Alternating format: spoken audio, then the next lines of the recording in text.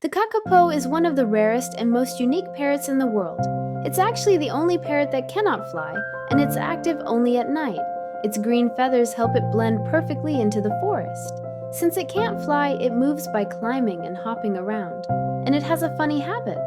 When it sees humans, it freezes like a statue. Only a few hundred are left on Earth. One of nature's most extraordinary birds, the Kakapo. Thank you for watching.